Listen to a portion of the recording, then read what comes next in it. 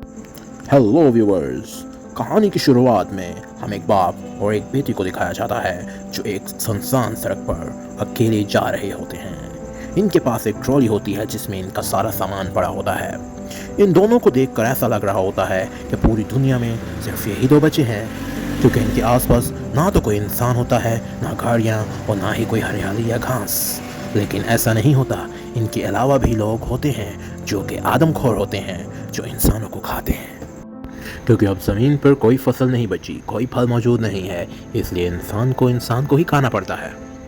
और जो लोग ऐसा नहीं कर पाते वो भूख से मर जाते हैं। अब जॉन और उसका बेटा दोनों इन्होंने अब खुद को इन आदमखोर लोगों से बचाना है। और दुनिया में ठंड भी बहुत बढ़ती जा रही है, इसलिए इन्हें हर वक्त गर्म कपड़े पहनकर चलना पड़ता है।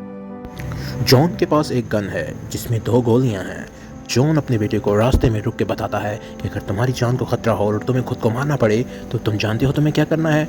तुमने इस ट्रिगर को दबाना है और गन को अपने मुंह में रखना है। फिर जॉन अपने बेटे को गले लगा लेता है। जॉन अपने बेटे के साथ सो रहा होता है कि इसको अचानक एक ट्रक की आवाज़ आती है। यह फ़ौरन अपने बेटे को लेकर एक पहाड़ी के नीचे छुप जाता है। उसी ट्रक में से कुछ लोग निकलते हैं क्योंकि उनका ट्रक खराब हो चुका होता है। उनमें से एक आदमी जहाँ जॉन छुपा होता है वहीं यूरिन करने के लिए आता है, लेकिन वो आदमी जॉन और जॉन के बेटे को देख लेता है। जॉन उसके ऊपर बंदूक तान देता है। जॉन कहता है अगर तुमने पीछे मुड़ के देखा तो मैं तुम्हें मार दूंगा। जॉन उससे पूछता है कि तुम खाते क्या हो। वो आदमी बोलता है कि इस दुनिया में खाने को बचा ही क्या है, हम जो मिलता है वो हम खा लेते हैं। यानी कि ये वो आदमखोर ही लोग हैं। वो आदमी जॉन को देखकर हंसता है और बोलता है लगता है तुमने कभी किसी इंसान को नहीं मारा है।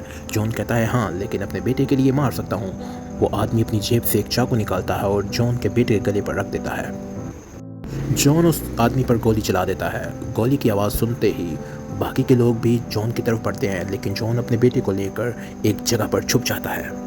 जॉन अपने बेटे को हिम्मत देता है और कहता है तुम टेंशन मत लो, मैं तुम्हें कुछ भी नहीं होने दूंगा। जॉन अपने बेटे को कई दफ़ा मारने की कोशिश भी करता है, लेकिन वो ऐसा नहीं कर पाता। जॉन ने खुद को कब का मार लिया होता, लेकिन वो अपने बेटे के लिए जी रहा होता है। थोड़ी देर बाद जब वो लोग चले जाते हैं, जॉन और जॉन का बेटा उसी गाड़ी के पास आते हैं जहाँ पे वो सो रहे होते हैं, लेकिन वहाँ पर इनकी ट्रॉली में कुछ भी नहीं था। इनका सारा सामान वो लोग लेके जा चुके होते हैं। अब इनके पास खाने के लिए कुछ भी नहीं होता।